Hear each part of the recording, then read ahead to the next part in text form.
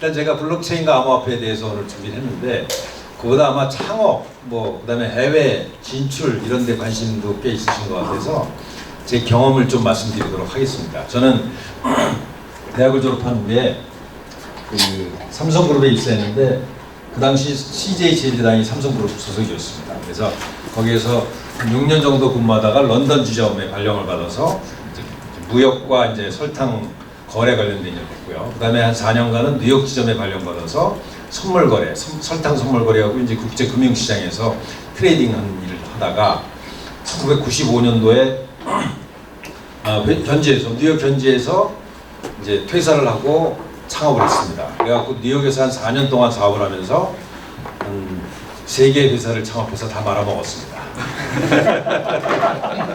제가 삼성그룹에 있을 때는 명함만 들고 나가도 다들 만나줬는데 딱 삼성그룹에서 나오니까 만나주질 않는 거예요, 사람들이. 뉴욕이 굉장히 생소하더라고요. 그 전까지는 제가 그래도 월스트리트에서 잘 나가는 사람이었는데 그 명함이 없어지니까 힘들어지더라고요. 어쨌든 이제 그럭저럭 이제 일을 하다가 우연히 제가 이제 선물 거래 관련된 일을 하면서 컴퓨터 알고리즘을 이용한 알고리즘 트레이딩, 지금 퀀트 펀드라고 하죠. 퀀트 펀드를 1991년부터 제가 직접 코딩을 해갖고 작성을 하기 시작했어요.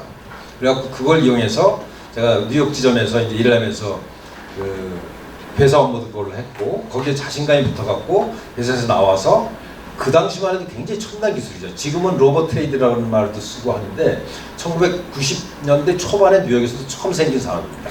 컴퓨터 알고리즘을 이용해서 이제 거래를 하는 거죠. 이제 그런 일을 갖고 이제 시작했는데 썩 잘 되진 않았어요. 그러다가 우연히 1996년도에 한국의 선물 시장이 처음 생깁니다. 코스피 선물이. 그래서 그리고 그때 97년도에 외환위기가 닥치고 98년도에 주가가 300 이하로 떨어졌죠. 처음에서. 그러다가 다시 이제 조금 올라가는 시점에 제가 한국의 증권시장이나 선물시장 제도가 굉장히 여러 가지 문제가 많더라고요. 제가 뉴욕에서 그 선진금융에서 봤을 때. 그래서 제가 인터넷 사이트에다가 글을 쓰기 시작했어요. 그러니까 한국의 금융시장이 이렇게 바뀌어야 된다. 제도가 이렇게 바뀌어야 된다. 이런 글을 시작했는데 이 글이 인기가 굉장히 좋더라고요. 트래픽이 굉장히 많이 생겨요. 그래서 재미삼아서 이제 거의 매일 글을 쓰게 됐는데 일종의 그걸 뭐라 그러나요? 요새는 파워블로거쯤 되는 거죠. 근데 제가 파워블로거 생활을 한 보름쯤 하다 보니까 악플들이 엄청나게 달리기 시작합니다. 그때도 악플이 있었습니다. 기분이 나빠갖고 제가 그 인터넷 회사, 그 웹사이트 회사에다 전화를 해갖고 야, 악플 너무 심하지 않나 지워달라. 그랬더니 자기네들 안 지워준다는 거예요. 기분 나빠서 제가 절표를 했습니다. 그리고 제가 직접 웹사이트 하나 만들었어요. 나한테 악플 달면 다 잘라버리려고. 그래서 홈페이지를 하나 만들었는데 그게 학스넷이라고 하는 사이트입니다. 학스넷이라는 사이트가 그래서 1999년도에 3월달에 만들었는데 그거를 만들었는데 제가 이제 낮에는 다른 일을 하고 있었고 뉴욕이니까 밤에 이제 그걸 했어요. 밤에 그 글도 쓰고 악플 달리면 자르기도 하고 채팅방도 한 100여 명 모아놓고 이제 재밌게 몇 달을 지내는데 한 2달 지나니까 그냥 트래픽이 어마어마하게 돌아가고 서버가 계속 다운되는 거예요. 내 서버가 비쌌거든요. 이거 괜찮을 것 같다 그래서 이제 제가 창업을 하기로 결심하고 1999년 5월이죠. 2달 만에 이제 팍스넷이라는 회사를 창업하는데 팍스라는 게 원래 평화라는 뜻이 있죠. 기독교에서 그러니까 평화라는 뜻도 있고 팍스 아메리카나 평화라는 뜻이죠. 그래서 이제 그런 뜻도 있고 또 제가 박씨니까 박씨가 만든 네트워크다. 박스넷이라고 이름을 줬습니다. 네, 그렇죠. 이제 그런데 이게 또 엄청나게 또 트래픽이 몰려오는 거예요.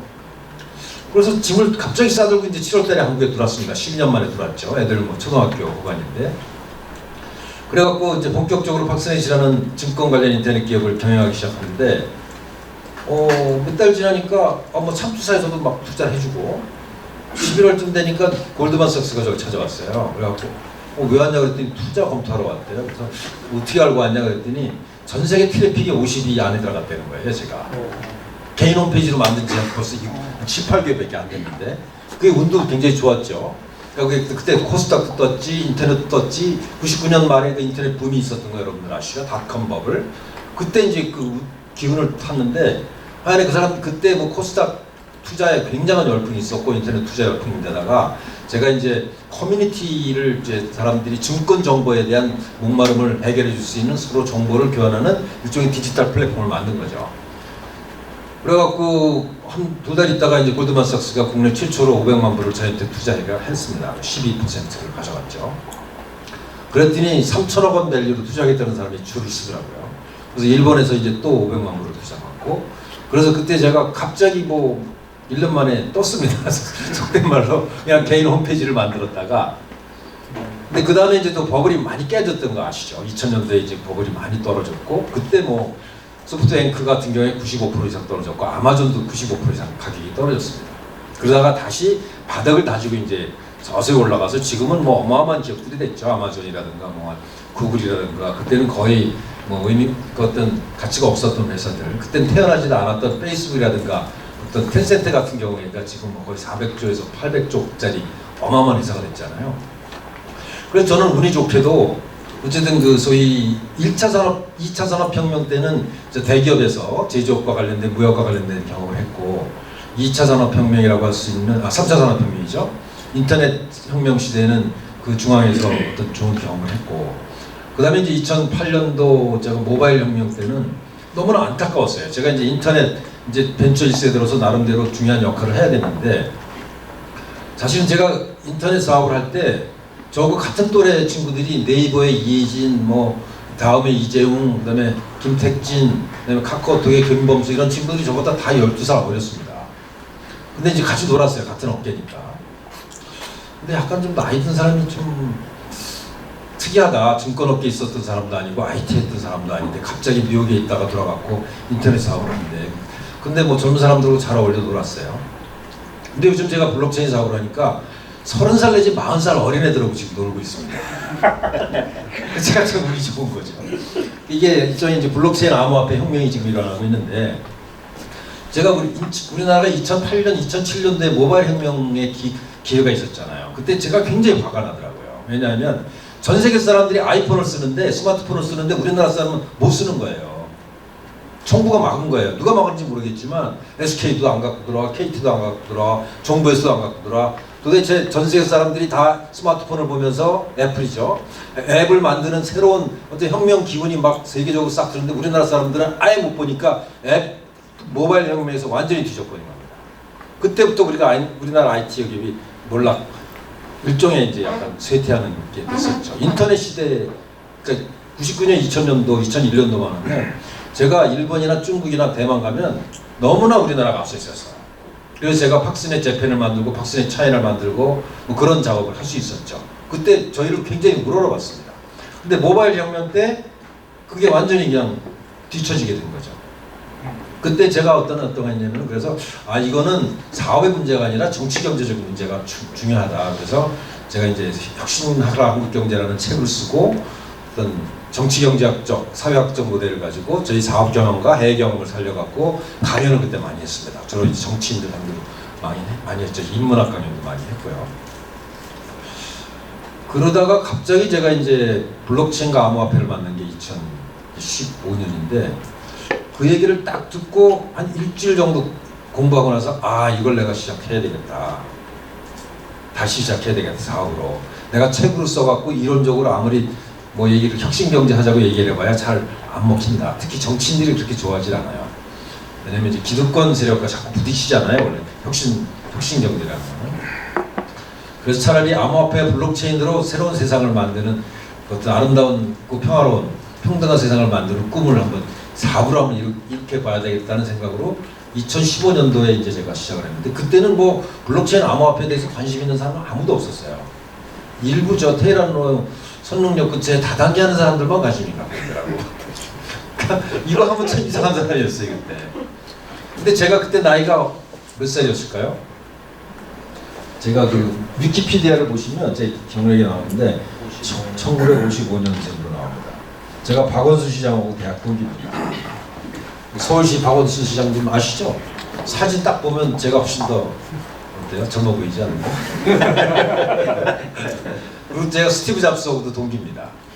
그다음에 누구죠? 마이크로소프트의 빌 게이츠도 1955년생입니다. 그래서 저도 제가 갑장되는데요. 어쨌든 저는 좀 특이하게 인생을 살고 있죠 지금. 그러니까 제가 환갑 때 이 회사를 창업했습니다. 그리고 2년 후에 2017년도 5월달에 그 국내에서 최초로 ICO라는 걸 했죠. 혹시 ICO라는 거 들어보신 분?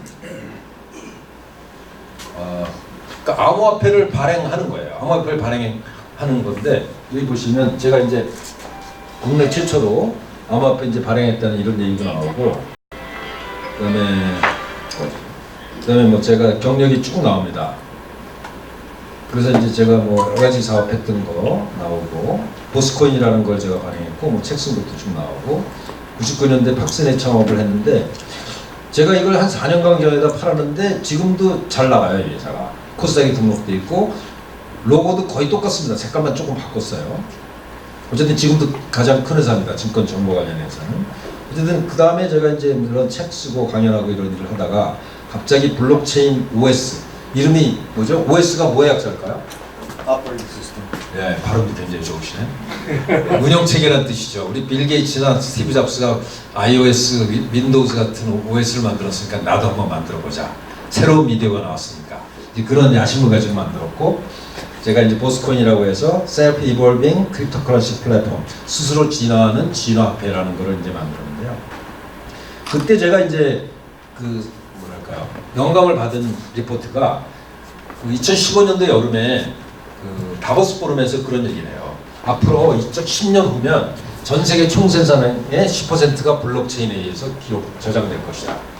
이게 얼마냐면 한 10,000조쯤 됩니다. 10,000조. 뭐 어마어마하게 큰 숫자죠. 근데 그 당시 20조였어요. 20조. 그 당시 전 세계 암호화폐 가치가 20조였습니다. 근데 이게 10년 안에 10,000조가 된다는 거예요. 야, 이게 뭐지? 그래서 여기 무조건 내가 들어가 봐야 되겠다. 이제 그런 생각을 했는데, 그러니까 10,000조가 어디서 생기냐 가치가 민간 화폐예요. 민간이 발행하는 국제 화폐입니다. 암호화폐라는 거요. 그래서 비트코인, 이더리움, 뭐 리플, 라이트코인 이런 것이 있는데 이 중에서 상당히 망할 거고 상당 부분은 나머지 10,000조 중에 새로운 것이 새로운 코인에서 만들어질 것이다. 10,000조라고 하는 어마어마한 돈이죠. 삼성전자가 300조인데 그거야 뭐 몇 배인가요 그러면? 지금 세계에서 가장 큰 기업이 애플이나 윈도우즈가 약 1,000조쯤 되는데 그거에 얼마죠? 10배 되는 새로운 가치가 민간이 발행하는 암호화폐에서 새로 생긴다는 거예요. 근데 한국에는 아무도 그걸 하는 사람이 없어. 그래서 제가 한번 해봐야 되겠다. 이제 이런 결심을 하게 됐는데 그 또 하나 중요한 이유는 이게 단순히 암호화폐가 아니라 문명을 바꾸는 새로운 기술 트렌드입니다. 국경을 없애고 어떤 전 세계를 하나로 통합시키는 그다음에 어떤 민주주의를 그 평등한 세상을 만드는 완전히 새로운 파라다임이기 때문에 나 같은 사람이 좀 도전해 볼 가치가 있다라는 생각을 했어요. 그래서 제가 이제 저는 이제 그 세상의 트렌드를 이렇게 살피고 그 원리를 찾아보는 게 일종의 취미생활 중에 하나였는데 이 그래프를 제가 한번 소개해드리고 싶은 게 지금 사람들이 자본주의 시대라고 얘기하는데요. 자본주의 시대는 벌써 끝났습니다. 지금은 자본주의 시대가 아니라 디지털 플랫폼의 시대예요. 이 그래프를 보시면 아시죠? 한 15년 전에 보면 제너럴 일렉트릭, 엑선모빌, 시티그룹, BP, 뭐 월마트 이런 뭐 석유회사, 금융회사, 제조회사들이 세상의 가장 큰 기업들이었습니다. 근데 지금 보시면 마이크로소프트, 애플, 아마존, 알파벳, 페이스북, 알리바바, 텐센트 이런 회사들이 세상을 석권하고 있어요. 그렇죠? 이게 도대체 왜 이런 일이 생겼을까? 이게 다 뭐죠? 디지털 플랫폼입니다. 그러니까 지금 자본주의 시대가 아니라 디지털 플랫폼 시대예요.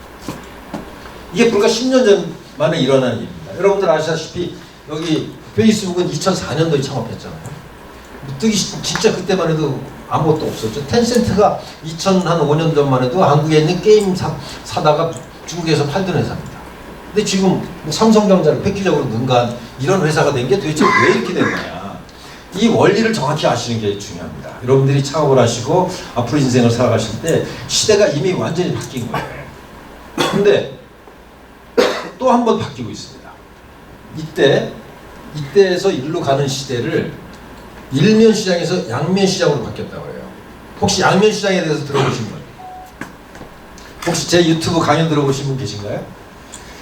아이 강북은 진짜 다르네 그 얘기가. 제가 암호화폐 강연하러 가면 한 거의 반 가까운 분들이 제 강연 듣고 암호화폐 블록체인에 입문했다 이렇게 얘기하십니다. 혹시 관심 있으신 분은 유튜브에 들어가서 박창기 찍어보시면 강연이 한 몇백 개 나오는데 한번 관심 있으면 보시고요. 어쨌든 양면 시장이 뭐냐 도대체 이걸 중요하게 아시는 게 필요해요. 여러분들 이제 결국 이제 IT 뭐 이런 디지털 이쪽은 어떤 사업을 하고 관계가 있을까요? 양면 시장이라는 거는 장 티롤이라는 분이 2014년도에 이 이론을 가지고 노벨상을 받았습니다. 양면 시장이 뭐냐면 뭐 짧게 말씀드리면 예를 들면 페이스북을 보면 페이스북이 그냥 나는 돈 한 푼도 안 냈는데 유튜브에 돈 한 푼도 안 냈는데 유튜브가 가치가 몇백조가 되고 페이스북이 500조가 되는 이유가 뭐냐는 거죠. 전 세계에 있는 20억 명 사람들이 자기 컨텐츠를 스스로 만들어 놓아주잖아요. 그죠? 거기에 간혹 누가 광고를 껴넣는 겁니다. 근데 어떻게 가치가 500조, 600조가 되느냐. 근데 어쩌면 앞으로 페이스북이 1000조가 넘어갈지 모른다라는 지금 저는 생각을 하고 있어요. 이틀 전에 한 발표 때문에. 혹시 페이스북이 이틀 전에 무슨 발표한지 아시나요? 그렇죠. 예. 암호화폐 리브라라는 거를 만들겠다고 발표했습니다. 여러분들 혹시 주식 투자에 관심 있으시면 페이스북 사십시오. 제가 오늘 뭐 이왕 온 김에 제가 투자 기법에 대해서 투자 팁을 몇 가지 드릴 건데 일단 처음에 페이스북 관심 가져와 주시고요. 아니 500조나 되는데 뭐 앞으로 얼마나 올라가겠어? 전망이 좋습니다. 왜 그런지 설명드릴게요. 자, 지금 20억 명이 쓰고 있어요. 크게는 22억 명이 쓰고 있습니다. 근데 이 사람들이 만약에 10%가 증가하면 20억 명이 쓰다가 22억 명이 쓰게 되면 회사 비용이 얼마나 더 늘어날까요? 뭐 컴퓨터 조금 더 살까요? 뭐 크게 많이 안 늘어날 거예요. 뭐 인건비 뭐 별로 차이 없을 거잖아요. 그죠? 뭐 어차피 20억 명이 쓰나 22억 명이 쓰나 비용 차이는 크게 안 늘어납니다. 한 1%더 늘어난다고 가정할게요. 근데 20억 명이 쓰다가 22억 명이 쓰면 광고 수익은 얼마나 늘어날까요? 한 10%더 늘어날 겁니다. 사용량에 비례하니까 광고라는 거죠. 그러니까 수익은 10% 늘어나는데 비용은 1%밖에 안 늘어나니까 한계 이익이 90%가 되는 거예요. 그러니까 양면 시장이라는 뜻이 뭐냐면 사람 모으는 거는 이렇게 와서 스스로 활동하도록 플랫폼을 깔아주는 거고 수익은 광고 같은 걸로 다른 방법으로 모은다. 이걸 양면 시장이라고 얘기합니다. 우리나라에 저 강남에 가면 양면 시장이 하나 있는데 그건 약간 좀 뭐 19금 스토리인데 나이트클럽에 가면 여자들은 다 공짜예요. 그래갖고 여자들이 그 물 좋은 여자들만 봤습니다. 이렇게 기도들이 서갖고. 근데 남자들이 와서 돈을 내요. 그것도 양면 시장입니다. 그렇게 얘기하면 좀 즐거워요. 페이스북도 비슷하다는 얘기죠. 사람들이 와서 글 쓰게 만들어 놓고 서로 관계를 맺게 한 다음에 거기서 광고를 파는 거잖아요. 유튜브도 똑같지 않습니까? 그죠? 구글도 마찬가지죠. 걔네들이 다 돈을 버는, 떼돈을 벌고 있잖아요. 양면 시장 하는 사람들이. 그 원리가 뭐냐면, 자, 이 한계 비용, 소비자가 들어왔을 때 소비자도 늘려도 한계 비용이 제로에 수렴한다는 거예요. 요즘 굉장히 많은 상품들이 한계 비용이 제로에 수렴하고 있죠. 근데 레비뉴는 이게 늘어날수록 커진다는 거죠. 이게 바로 양면 시장의 특징이니까 한계 이익이 90%가 나는 사업이에요. 그러니까 떼돈을 벌 수밖에 없죠. 그리고 승자 독식이라는 어떤 현상이 나타납니다. 바로 지금 세상은 바로 그 양면 시장에 입각한 디지털 플랫폼에 의한 승자 독식 세상이 온 거예요. 자본주의 시대가 아닙니다. 자본이 많다고 되는 게 아니라 뭐 제조 능력이 있다고 돈 버는 세상이 아닌 거예요. 그걸 우리나라가 인터넷 시대에서 가장 앞서다가 모바일 혁명에서 2년간 대한민국이 스마트폰을 안 받아오면서 몰락한 겁니다. 근데 이번에 다시 기회가 왔어요. 블록체인과 암호화폐 때문에. 이건 완전히 새로운 시대가 새로 열리는 겁니다. 그래서 예를 들면 아마존이 지금 뭐 1000조 가는 회사죠. 어마어마한 이 쇼핑몰이 블록체인과 결합해서 새로운 모델이 나오고 페이스북이 암호화폐와 결합해서 새로운 모델이 나오고 우버가 새로운 모델이 나옵니다. 이게 디센트럴라이즈, 중심이 없어요. 중앙이 없어, 중앙관리자가 없기 때문에 거기서 수익을 채가는 사람들이 없기 때문에 소비자는 더 싸게 살 수 있고 공급자는 더 비싸게 공급할 수 있는 그런 시스템이 바로 암호화폐의 탈중앙화된 시스템이라고 하는 겁니다.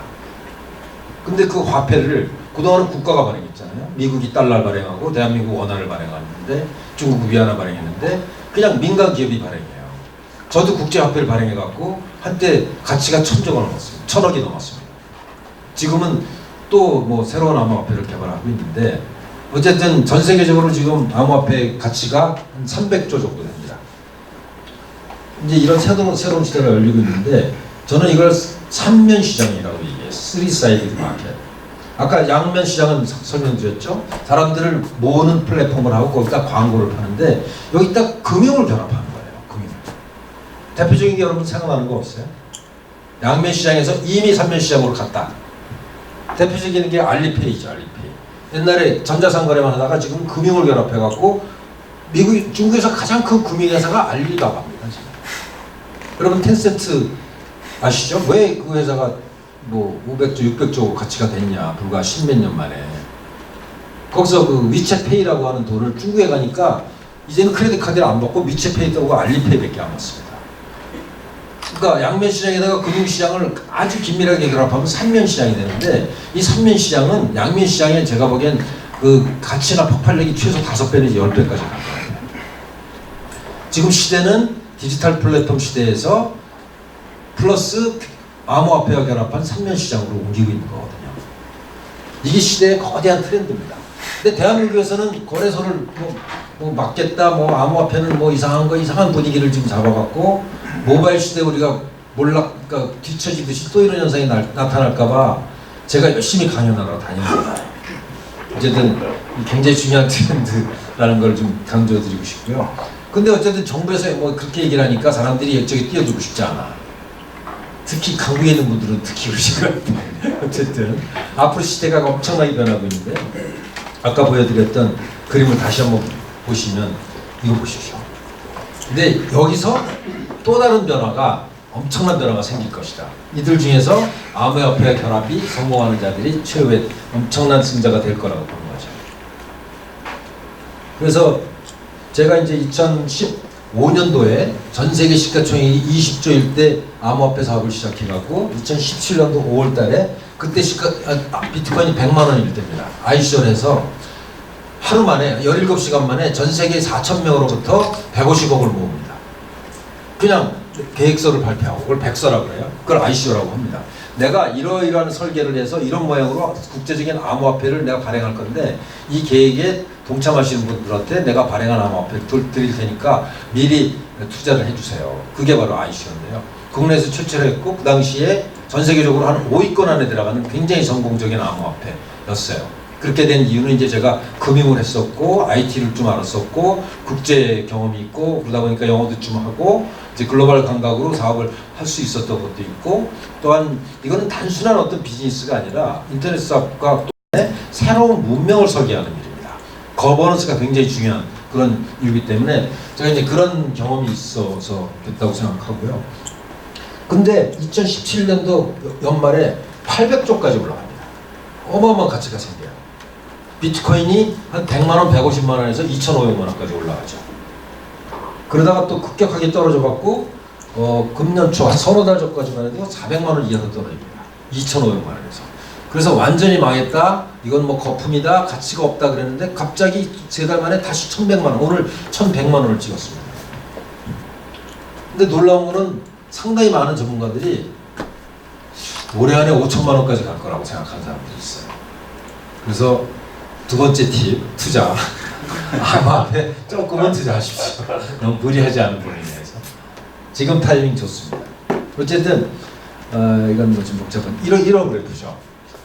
이러다가 2017년도에 100만 원 하다가 2,500만 원 하다가 300만 원 떨어졌다가 지금 1,100만 원이 되는데요. 이 등락폭이 굉장히 심합니다. 근데 어쩌면 진짜로 만조까지 갈지 모르겠어요. 그러면 지금보다도 10배 이상 가야 되죠. 근데 이거를 로그 그래프를 그리면 너무 급하니까 언제 오르고 언제 떨어지는지를 이게 전문가용인데 제가 그때 투자에 도움되시니까 설명드릴게요. 그 비트코인은 반감기라는 게 있어요. 혹시 들어보신 분 계세요? 비트코인 반감기? 아, 예, 없으시구나. 어쨌든 이 반감기라는 게 있는데요. 비트코인 발행량을 컴퓨터가 그 전 세계에 흩어져 있는 한 7천, 8천 개의 컴퓨터가 분산해 갖고 장부를 만드는 시스템입니다. 근데 발행량이 컴퓨터가 자동적으로 조정하고 어느 정부도 개입할 수 없고 누구도 통제할 수가 없어요. 그래갖고 발행량이 이제 통제되는데 발행량이 절반으로 4년마다 한 번씩 줄어드는데 이때 줄어들었습니다. 그래갖고 원래 비트코인이 2009년도에 생겨갖고 1불이 되는데 한 2년 걸렸어요. 그러다가 1불에서 2011년에서 한 6개월 만에 거의 한 50배 오릅니다. 50배. 한 50불까지 오르죠. 그러다가 2012년도에 10불에서 100불까지 가는데 한 6개월, 10배 또 오릅니다. 그러다가 2013년도에 100불에서 1000불까지 올라가는데 3개월밖에 안 걸립니다. 10배 올라가는데. 그러다가 쭉 내려왔다가 제가 이쯤에서 창업을 했고 여기서 한 1000불, 한 100만 원에서 2천만 원까지 가는데 한 8개월밖에 안 걸립니다. 아주 굉장히 특이한 시장입니다. 그러다가 또 여기 작년 초에서 작년 말까지 2천만 원에서 400만 원까지 떨어지기 시작해요. 그러다가 한 3개월 전에 400만 원에서 지금 1100만 원까지 올라갔는데요. 이걸 이제 수학적 모델로 계산해 보면 이게 이제 삼각관계 비율이 95%인데 어쨌든 시기성 때문에 앞으로 이 곡선을 따라서 올라가게 되면 한 1년 반 안에 뭐 지금 1000만 원이라고 그랬죠. 5천만 원 내지 1억까지 간다고 예상하는 분석들이 나오고 있습니다. 상당히 수학적 모델 갖고 이게 그 분석을 제가 그래프를 보여드린 건데요. 금이나 은도 비슷한 현상이라는 거예요. 암호화폐도 이 스케어시티, 그러니까 그 발행량이 통제되어 있기 때문에 이런 현상이 나게 된다. 이건 뭐 어디까지나 그냥 가설입니다. 아직 검증된 모델은 아니고 어쨌든 저는 이제 굉장히 오래전부터 수학적 모델로 가격을 예측하는 일을 오래 했기 때문에 이런 거에 상당히 흥미를 갖고 있으니까 뭐 제가 투자 권유하는 거 아닙니다. 그냥 참고하시고 각자 투자는 자기 책임만에 하는 거죠. 그 다음에 꼭 여유자금 갖고 하셔야 돼요. 근데 참 답답한 노릇은 전 세계 지금 한 400조 시장 가치가 있는데 완전히 민간이 발행한 그 암호화폐가 한 5천 가지가 넘습니다. 근데 한국의 가장 큰 코인이 아이콘이라고 해서 한 2천억 정도 되고 제가 발행했던 보스코인이 한 300억 정도 되고 근데 답답하게도 0.5%밖에 우리가 마켓슈어가 없어요. 우리나라가 GDP가 전 세계 한 2% 가까이 되잖아요. 근데 암호화폐도 우리가 선구적인 나라였거든요. 한 2년 전만 해도. 그리고 세계에서 세 번째로 투자를 많이 하는 나라 중에 하나입니다. 중국이 제일 먼저 투자, 중국과 미국, 그 다음에 한국이 암호화폐 어마어마하게 투자하는 나라인데 아니 도대체 한국에서 태어난 코인이 0.5%밖에 안 돼요. 이게 도대체 왜 이런 한심한 일이 일어났냐. 그러니까 정부에서 일단 너무나 부정적으로 얘기를 해요. 그러니까 이거 암호화폐 블록체인 사업하면 은행에서 뭐 계좌도 안 열어주고 뭐 아주 뭐 이상한 사람으로 취급해요. 근데 법적으로 불법인 것처럼 얘기하면서 실제로 법은 없어요. 불법이라는 법은.